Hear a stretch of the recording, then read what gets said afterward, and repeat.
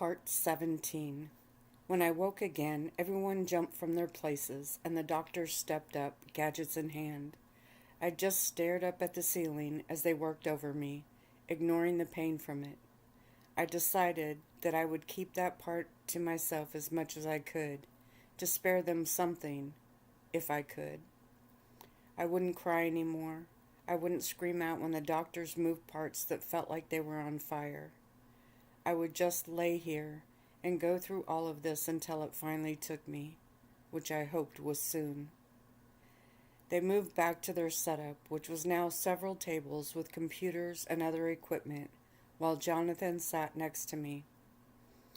My father was hunched over his phone in a corner, and Track was arguing on his on the other side. I managed a small smile at Jonathan. You really should get out for a while.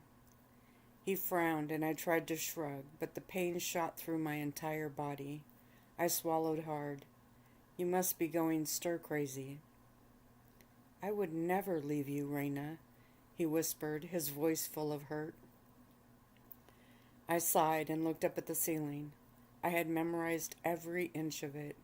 I knew every speck, every shadow, every imaginary form that seemed hidden in the paint. Then I drew a deep breath into my lungs that were still working this time. You should go, I stated harshly. This wasn't good for him. He didn't sign up for this, and the guilt was another pain I didn't have room to cope with. I will not, he stated, and then leaned closer to me. I know what you're trying to do, and you should put your energy elsewhere. You could order me out, and I still wouldn't go. I turned and looked at him. A part of me thankful that he didn't get up and walk away, but the guilt was laying heavy on me.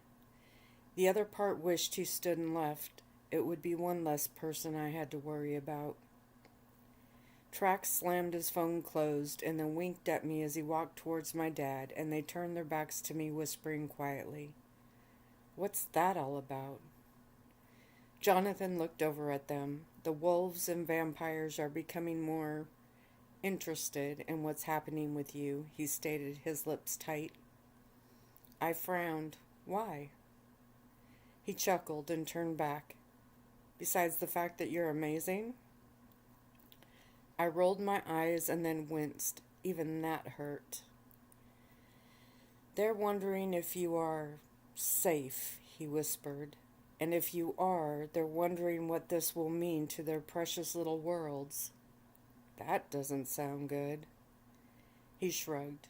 Your father is high enough that they can't do any more than call and show up trying to get answers. He's kept us all very private, no matter that everyone in our world seems to know something about it. They have no details, and they want them. He hissed the last part, and his lip twitched with anger. I bit my lower lip, and he winked. Everyone wants to know what you'll become. Become? He nodded. The census is that when your shifts finally slow, you'll be something different than either wolf or vampire, like a new race completely, and not just that of a hybrid. He was being honest with me, telling me what the others wouldn't, and I appreciated that. I mulled through the information, and then a terrifying thought hit me. Do they want to destroy me? I asked quietly, my hands shaking just a bit. There was a branch of our world that had that very mission. They sought out dangerous hybrids and destroyed them.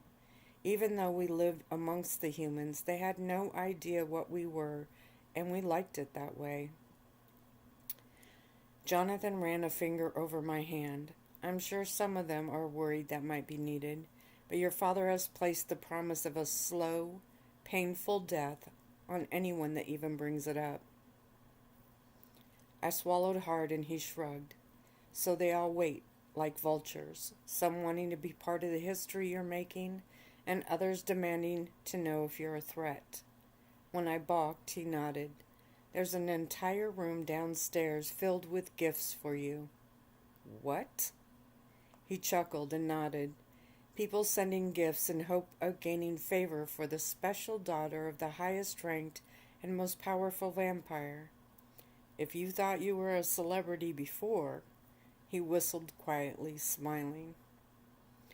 I looked around the room and he shook his head. Your father doesn't trust the gifts. They've been opened and inspected, and there they sit. When I went to sit up, a maid rushed over and pushed several large pillows behind me for support. I gritted my teeth against the pain and then noticed my arm. I moved it closer and gasped. It was covered in bruises. Some were small and yellowing already, but others were nearly as large as my fist and dark. Jonathan took my hand and pulled it to him. Your body's gone through a lot, he said quietly, also looking at my skin. I nodded and didn't respond. Ryan and Phil showed up, and Jonathan moved near the head of my bed while they both smiled and talked to me. They told me that everyone in Polson sent their love. I smiled at that, and Ryan looked me over, seeing the shape my body was in. He sighed, and Phil frowned. Then my father stepped up and asked Ryan to come with him. They both left, and I watched. So how is Teresa? I asked Phil, and he chuckled. What? Teresa and I are not going to be together, Reina, he stated. She is far too interested in power and control to be a female alpha. Oh, well, is there someone else? He tilted his head and smiled. What's the sudden interest in my love life? I could use the diversion, I confessed, looking around the room. He followed my gaze and nodded. Well, if you must know, I do have my eye on someone. I smiled. Hooray, something happy to talk about. Who? It's Tara, Track stated as he walked over to the other side of the bed and hopped up on it.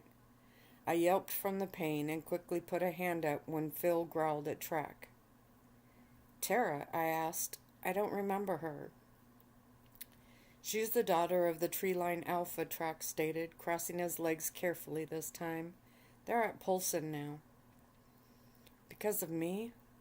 Track shrugged. Yeah, her dad has been here at the manor several times. I smiled back at Phil. Is she nice? Track grunted and rolled his eyes. Anything's better than Teresa, he stated, and then shivered to emphasize the statement. Phil glared at him, and Track shrugged. Suddenly, one of the doctor's voices got a bit higher. He was bent over a microscope, and the other one walked over and looked into it. We watched them take turns and then moved to the computer, oblivious of us, and obviously very excited about whatever they were looking at. Wonder what that means, I asked. Jonathan left my side and headed towards them.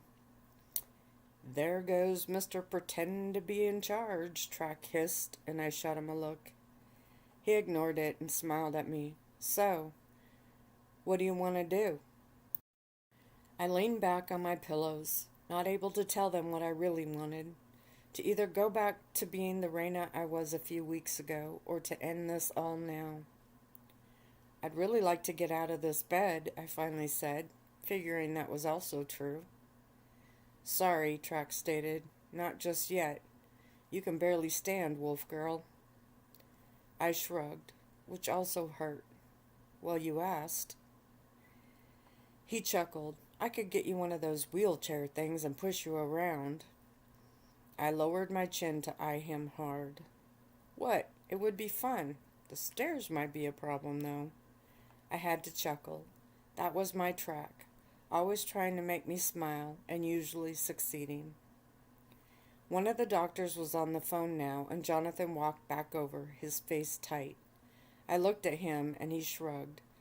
They're talking over my head, but something about the DNA changed this time.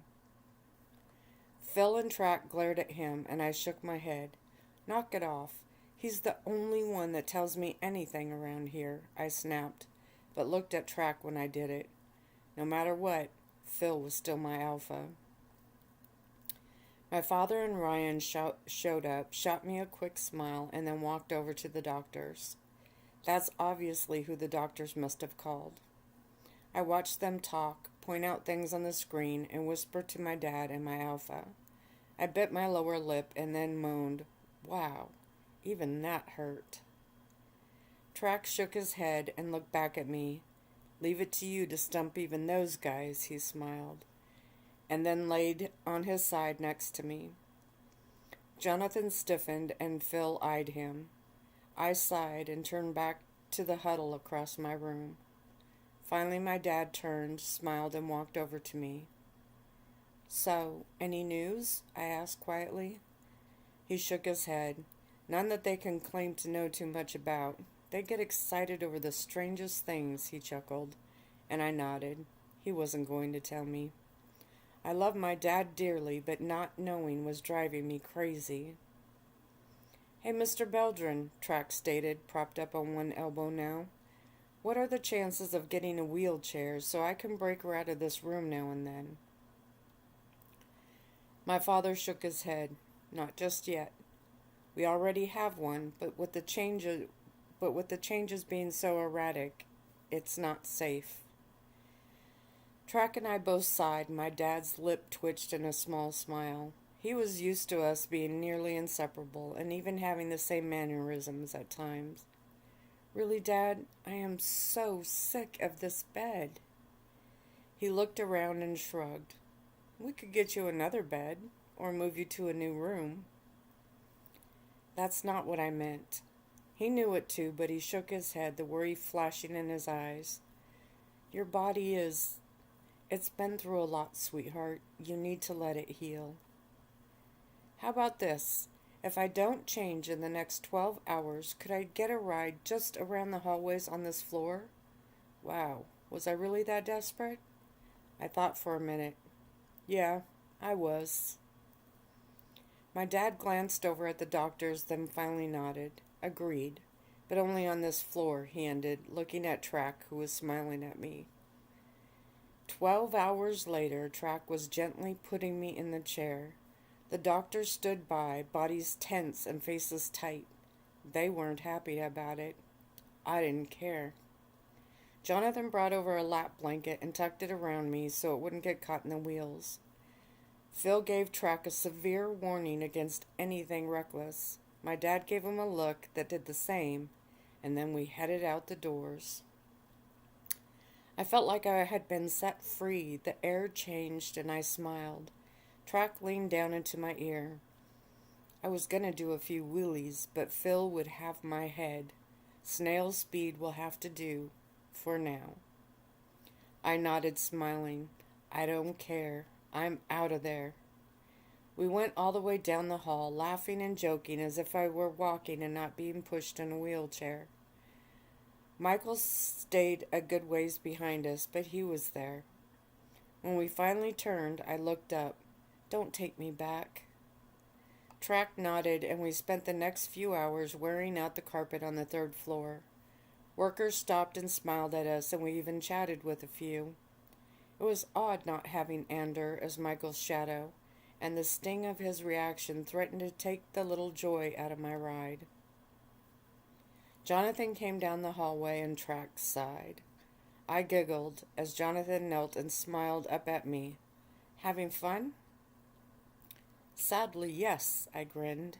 "Compared to being in there," I stated, bobbing my chin towards the open doors of my room, "this feels like being on vacation."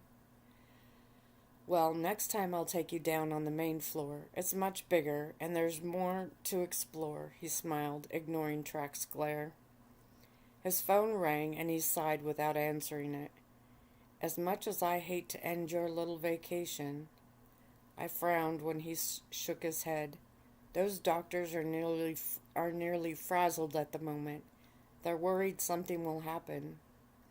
"Let 'em worry," Track hissed. "She's been cooped up, prodded, poked." "I have been," Jonathan stated calmly, keeping his smile on me. "It's only her father's orders that brought me out here."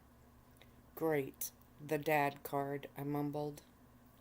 "I can take her back if you have something else to do," Jonathan stated, still watching me. "Like what?" Track hissed, as he turned my chair sharply and started pushing me back towards my room. "Okay, that hurt." As much as I dreaded going back in there, I did have to smile a little when Track wheeled me in. My bed had been turned sideways and was completely redone with new sheets, pillowcases, and a colorful new comforter. There were potted plants in the corner and vases filled with flowers on every possible surface. There were even new curtains on the window. I had to hand it to him. It did look like a different room. I smiled at my dad and he winked back. Track moved the chair up next to the bed and set the brakes. Jonathan bent down and lifted me out of the chair before Track could do it. I heard my best friend give a low growl and saw Jonathan flash a quick grin. Boys. The maid pulled back the covers and he gently laid me on the bed, the maid tucking the mounds of pillows behind me. Thanks, I smiled, leaning back on them. Track nodded to the maid who took the wheelchair, then turned to me. So, board game? Movie? Cards? You must be bored out of your mind by now, I frowned, and he shook his head. No, just racking up points to throw at you later, he winked, and I chuckled. Dad's phone rang again, and he walked into the hall, flashing me a smile as he went. 12 more hours passed, and I still hadn't shifted. The bruises were gone, but I was actually feeling odd. Tired. Track explained when I tried to explain it. Tired? He nodded, and I curled up on my side, closed my eyes, and drifted. Instead of falling into the calm, rejuvenating, uneventful vampire stasis, my mind seemed to spring to life as I slept. I couldn't remember any of the specifics when I woke, but was fascinated by the experience. I later found out that I had had my very first dream. Too bad I don't remember what it was about. Jonathan eavesdropped during my shower the next day and told me that the doctor's newest theory was that my body was shifting back and forth between forms to try to find some middle ground, some place in between vampire and werewolf to stop at. You mean completely stop? I whispered, trying not to wake Track, who, since my father hadn't been overly thrilled walking in to see us snuggle up together, still slept in a small bed next to me. He knew it was a pack thing, but nonetheless, the bed arrived and Track didn't push it. Jonathan shrugged. Maybe. They think you will become something between wolf and vampire. They are all wondering whether you will learn to control your shifts and move between forms forever, or whether it will stop once your DNA finds its balance. Wow, I really am a freak. Hey now, no more freak talk, he stated, raising his brows. Oh yeah, I had promised to stop using that word. Sorry. So, what about the rest of the non-human world? They're still up in arms, some excited, others worried. Some think that you might be the answer to... Well, not sure exactly. The list is pretty long. Others worry that you might be contagious, he chuckled quietly. He didn't want to wake Track either, although I knew it was for less compassionate reasons. Contagious? Don't worry, you aren't. Those guys are certain of it, he stated, poking a thumb towards the little science lab in the corner. If you were, I think they might even get more excited. Sadistic little... He shook his head and lowered his voice again. For all wolves, there comes a time, which is different for each one, when that wolf's body finally shifts from its human form. Coming into your wolf is the term I think they use. I nodded. It was. They're pretty certain that's what triggered your changes. Makes sense. He nodded again. So, with the DNA of both wolf and vampire in you, it might be that your genes are trying to figure out where or how to settle between shifts. With most werewolves, there are only two options. With you, there are more, and it's trying all the possible combinations to see which is right for you. His brows wrinkled and he shrugged. At least, I think that's how they finally described it to your father. Wow, that actually made sense. As odd as that explanation was, it was nice to finally have something that sort of made sense. Has this happened to other hybrids? I asked, and he shrugged. Most hybrids can't shift from one form to another, and, as you know, the ones that have not survived the shift back. I knew my mother, even though she was half wolf and half vampire, was never able to shift. She was vampire-like in most ways, but she aged faster. I was only 1/4 werewolf. Why was my need to shift so strong? Jonathan grinned at me. I have some good news, though. Oh? He nodded. Your father has given me permission to take you to the first floor. What? Today? Now? I gasped, sitting up quickly. Whenever you're ready, he smiled. I'm ready now, I almost yelled, and then winced when Track mumbled and rolled over. I threw back the covers and he held up his hands, chuckling. You still have to be in the 2-wheel limo. On cue, a maid rolled my wheelchair over and positioned it next to the bed. I wrinkled my nose for a split second and then yanked the covers off and nodded. I ignored the bruises that my pajama bottoms showed as I maneuvered into the chair, and Jonathan pretended not to notice them either. He put the blanket over my lap and then sat my cell phone on top of it. I flashed a triumphant grin at the worried faces in the white coats as he pushed me out of the room. When we got to the stairs, the smile slipped and I moaned. But Michael stepped up on one side of me, Jonathan moved to the other. The 2 vampires carried me and the wheelchair down the steps easily. At the bottom, I thanked them both and then looked around excitedly.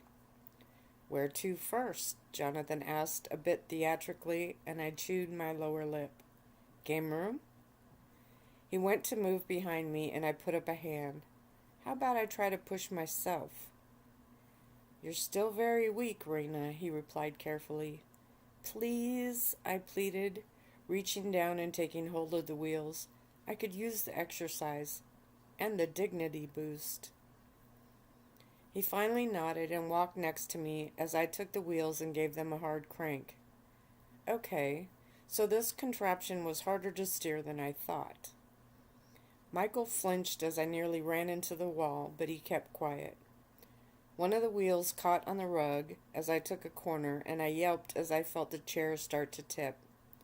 Someone caught me from behind and straightened me back out, but then let go.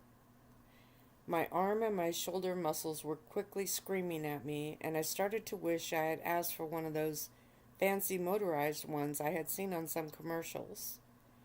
Vampires and werewolves were crazy strong, but my entire body had spent the last few weeks beating itself up from the inside out, literally. My hand slipped off the wheel and I yelped.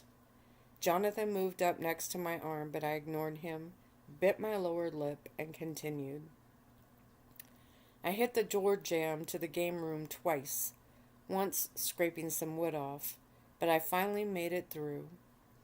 Jonathan didn't belittle me with praise and also didn't comment on the damage, and I appreciated both. Unfortunately, I couldn't manage any of the games either because of the height or because the chair couldn't get close enough. I eyed the motorcycles with a longing, and Jonathan wheeled me over next to them.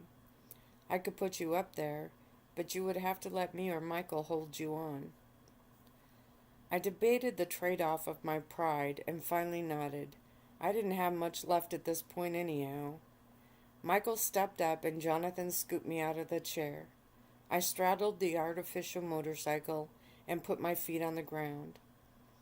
I realized then just how weak I was, because my legs immediately started to shake from the effort. Jonathan straddled the back of the bike, which was no easy feat, and put his arms around me. Feeling more stable, I reached for the handlebars and gripped them tightly. They felt so good in my hands, something normal, something that reminded me of fun.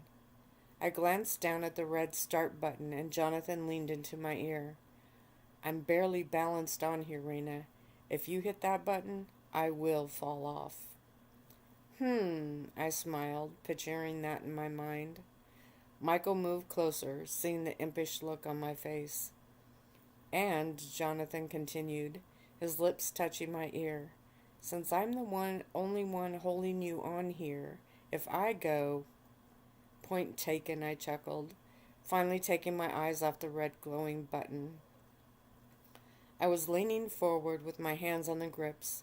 My arms shook a bit and were still not happy with me pushing the wheelchair, but it felt so good to be in a different position, to be out of that bed and even out of that chair, so I ignored it. We heard my father's voice and turned. Jonathan tightened his grip on me to make sure I didn't slide off. The way my legs wobbled, I was glad he did. If I would have fallen off this bike, my dad would never let me leave that bed again. I was wondering how long it would be before you made your way in here, he chuckled. My dad looked a bit more like himself today. He was dressed in casual but pressed slacks, and his button-up shirt was undone at the very top. I smiled at him. My dad was so handsome. When he looked me over, his smile dipped, and I suddenly worried that he would get upset at me, or the guys, for my little adventure. Maybe you should try the pool, he said. My eyes widened. Really? I loved swimming, almost as much as this room. Yes, we think it will help your muscles get back in shape, but, he shook a finger at me, absolutely no diving and no hard swimming. You will use a float and just slowly work your legs and arms. A float, I gasped, picturing an inflated circle with a large duck head on the front. My dad nodded.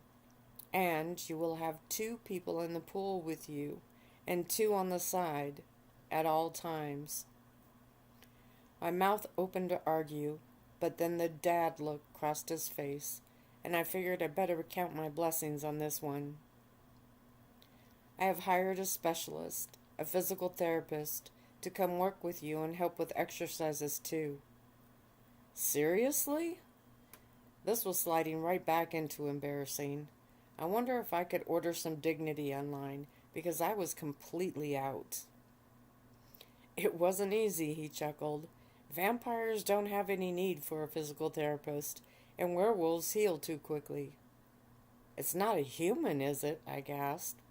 Of course not, he chuckled, but we did have to fly her in.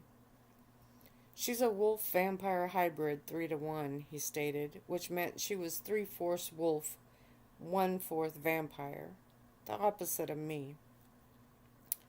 Jonathan's head turned to my father, but I couldn't see the look on his face since he was still behind me. Michael stepped up and put his arms around my waist. Man, he had some big hands.